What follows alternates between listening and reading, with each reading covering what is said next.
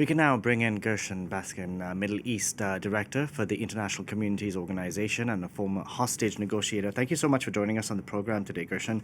This ceasefire with Iran seems to be holding. Was it imposed on Israel's Prime Minister? It was certainly imposed on Israel's Prime Minister, who wanted to continue the war. The defense minister sent Israeli jets to attack Iran again after the ceasefire had gone into effect, but an Iranian missile hit in Israel. And President Trump called Netanyahu and told him to send the planes back. They made a U-turn, came back, and Netanyahu was told by Trump definitively that the war was over and we're now in a period of ceasefire, and the Americans would talk to the Iranians. So we're in a period of ceasefire. We're supposed to have the talks scheduled for next week, I believe. Did Israel achieve its two stated war goals, which were eliminating the missile and nuclear threat? Well, it's very difficult to say. Most likely not. Iran still has a large stockpile of missiles, and we don't know the damage that was done to the nuclear program. But one thing that Israel's war against Iran couldn't do is derail Iran's determination to have a nuclear weapon, if in fact that is their determination. We don't know if Iran ever made the decision to go for a nuclear bomb. We know that they've increased their enrichment program, and that's very much because Netanyahu had convinced President Trump in his first term to withdraw from the agreement that was made by President Obama that would have prevented Iran from the enrichment program that was engaging in all these years. But Gershon, you've heard there from Pete Hegseth, which we played earlier in the show. The Trump administration is now hell-bent on saying on this narrative that Iran's nuclear threat has been obliterated. This is the word they are using. With that and Iran's regional proxies significantly weakened, has the Iranian threat been removed from Israel now? I think it's impossible to determine at this point until there are inspectors who go into the nuclear facilities and determine what happened there, find the 400 plus kilograms of 60% enriched uranium.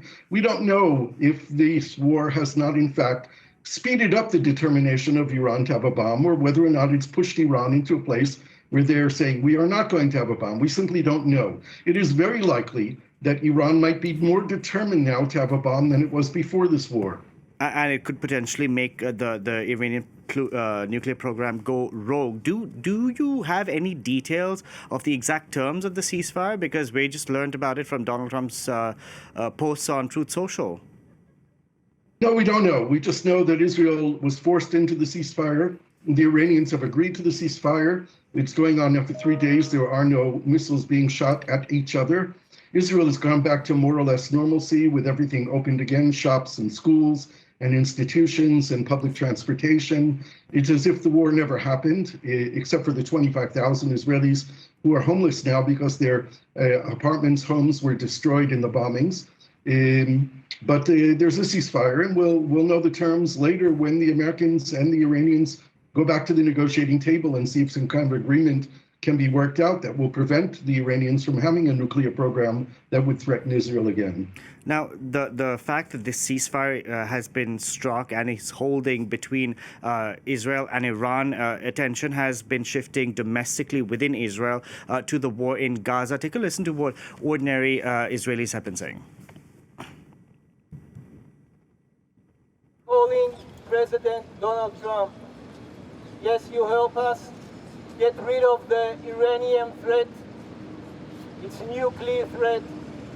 Please finish the job like you promised and make Netanyahu stop the war. As long as we keep fighting in Gaza, we keep suffering the deaths of our soldiers. And this is not what's going to bring all the hostages back.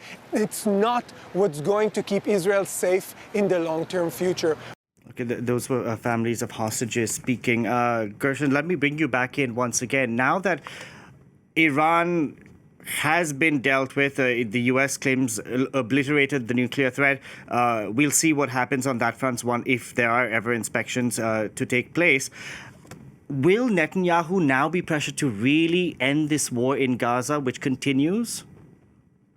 Once again, the only way pressuring Netanyahu to end this war in Gaza is if President Trump weighs in once again and tells Netanyahu to end it. That's what we're all waiting for. After he ended the war in Iran, it's now time for President Trump to tell Netanyahu to end the war in Gaza. It's very clear that Hamas is ready for a deal to release all the 50 Israeli hostages remaining in Gaza. About 20 of them are believed to be alive. But Hamas's demand is that the war end and Israel withdraws from Gaza.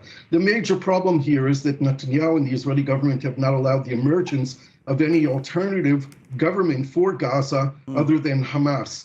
So in a bizarre way, Israel's been fighting against Hamas, but in fact wants Hamas to stay in power because that enables Israel to continue the war. This is the war for the peace of Netanyahu's coalition. If he does make a deal, there's a chance that his coalition would break apart. So his own political future is invested in keeping this war going. But yesterday we had Donald Trump who seemed to suggest that there could be a deal in Gaza soon. What are you hearing on that front? Because we also heard from Hamas that they were in talks with mediators Qatar and Egypt. Quite well. I've been in talks with the mediators as well, and what I understand is that the Israelis have not sent a delegation, have not indicated any flexibility in the Hamas demand to end the war. Hamas has not entered into any flexibility on his willingness not to have the war ended. So to the best of my ability to judge what's going on, there's a stalemate in these talks.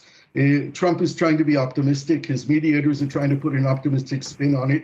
But in reality, what we heard from the hostage families is that nothing is happening and the lives of their loved ones are at risk. And Israeli soldiers are getting killed. And of course, every day Israel is killing many Palestinians in Gaza. Because Donald Trump's Middle East envoy, Steve Witkoff, seems to think that the Abraham Accords can be expanded. Take a listen to what he had to say yesterday. One of the president's key objectives is that the Abraham Accords be expanded, that more countries come into it, and we are working on that on my team and in coordination with the Secretary of State and the entire State Department. And we think we're going to have some pretty big announcements on countries that are now coming into the Abraham Peace Accords. Okay, that was Steve Witkoff speaking to CNBC there. Gershon, he seems to be optimistic that the Abraham Accords can be expanded. If the Abraham Accords are expanded now, this can only happen if the war in Gaza comes to an end. But you're telling me that we seem to be at a stalemate right now. Right, unless President Trump tells Netanyahu to end the war, it's not going to end. I think Witkoff is not talking about the Arab countries that people might be thinking about, Saudi Arabia for one. It's more likely that he's talking about countries like Indonesia. But even there, I don't believe that any of the Muslim countries would come into the Abraham Accords without some definite movement on the two-state solution, on the creation of a Palestinian state. And all that requires the end of the war in Gaza, Palestinians going to elections, having a new temporary government in Gaza that would replace Hamas. Hamas voluntarily giving up its arms while Arab peacekeepers come. It's a whole complicated deal that needs to be done that the Americans could orchestrate. But the first order of business is getting the war in Gaza finished. You mentioned that Netanyahu needs the war in Gaza to continue for his political survival. But given that the Israeli public supported his recent actions against Iran, could he call for snap elections? He could, but a snap elections in Israel means 90 days. And 90 days in Israel is an eternity.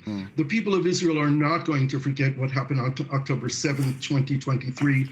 They're not going to forget who was responsible for Israel not defending itself, for funding Hamas and keeping Hamas in power all these years, for the failures of the Israeli government in the past 20 months. This will come back. Netanyahu is enjoying a spike in the polls right now because of the so-called successes of the Israeli military in Iran, but I think that spike is temporary.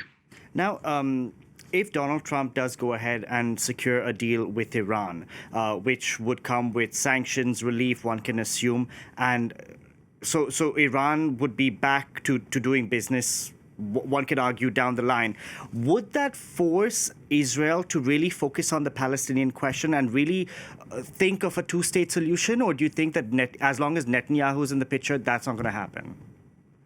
I think as long as Netanyahu is in the picture, that's not going to happen. He has dedicated his political career since he came back to office in 2009 to prevent the creation of a Palestinian state. That's what his entire strategy for the last years has been based on, keeping the Palestinian polity divided between Fatah and Hamas, delegitimizing the Palestinian Authority and Mahmoud Abbas, and empowering Hamas to continue to govern Gaza, which all blew up in the face of Israel on October 7th. So until the people of Israel go back to the polls and remove Netanyahu from office, I think that we are stuck with him, and there'll be no movement toward a two-state solution. Gershon, we've also had the humanitarian situation in Gaza. We have to talk about it, which has been dire for the past so many months. Israel has restricted the flow of aid. Now the aid is being distributed by the Gaza Humanitarian Foundation. You know better than me that every single day we've had security issues, Israeli soldiers firing on people waiting in line for aid. Every day there's an investigation that seems to be opened, and we never know what comes of that. But what realistically can external forces do to really pressure the Israeli government besides the statements which we've seen? I think that unless there's extreme pressure put on Israel, nothing's going to change. Right now, there are 4 allocation spots of the humanitarian aid being distributed in Gaza to a population of more than 2 million people. There need to be 400 points of location for people in Gaza to get the aid, and the aid needs to flow in not only food, but formula for babies, medical supplies, painkillers for the hospitals. You name it, it's missing. Soon there will be no fresh water available because there's no fuel for the desalination plants that are working. The situation is desperate in Gaza, and the international community needs to weigh in heavily. And the only way to do that is to threaten Israel with sanctions, I believe. Because we've had the French who've been threatening action, but that action has not seemed to materialize. Gershon Baskin, thank you so much for joining us on the program today. Always great to get your insights. Thank you.